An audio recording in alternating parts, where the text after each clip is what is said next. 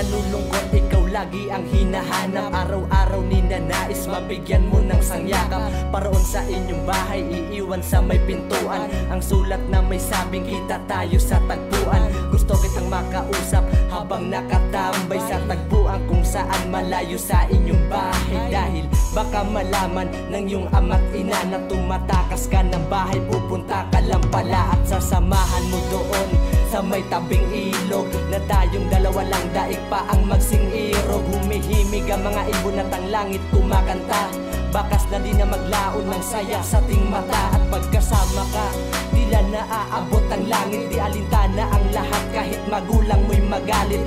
Lingid sa kaalaman nilang walang namamagitan sa ating dalawa, ngunit mahirap kung pigilan. Magkita na sana tayo sa ating tagpuan, kung saan pinangakuan sa'yo pagbabalik ating sumpaan.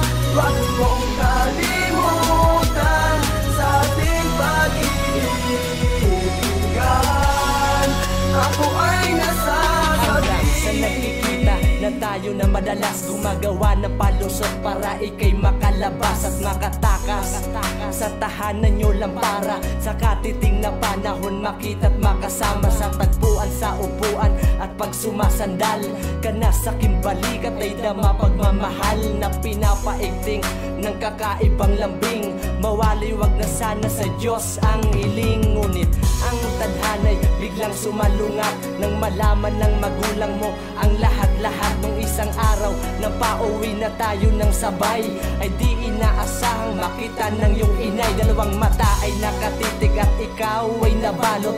Umapaw ang kaba at nanaig sa'yo ang takot, dahil sana bunyag na ang sekretong kinaila. Pero sana naman sa buhay ko'y huwag kang mawawala. Magkita na sana tayo sa ating tagpuan, kung saan pinangakuan sa'yo pagbabalik ating sumpaan.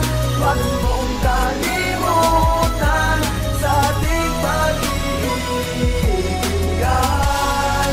Ako ay nasasabi, gabi-gabi di makatulog at palagi balisa, naghahanap ng paraan upang sa piling di mawala. Di makalabas ng bahay kasi bantay sarado. Hahatid sana ng sulat sa'yo pero gwardyado ka ng mga taong merong gatilyo sa tagiliran. At pag nakita daw ako, agarang pagtabuyan. Ang balita ang nakaabot mula sa iyong kaibigan na sa sunod na araw tuluyang ka na daw lilisan. Halos takasan ng katinuan sa nabalitaan.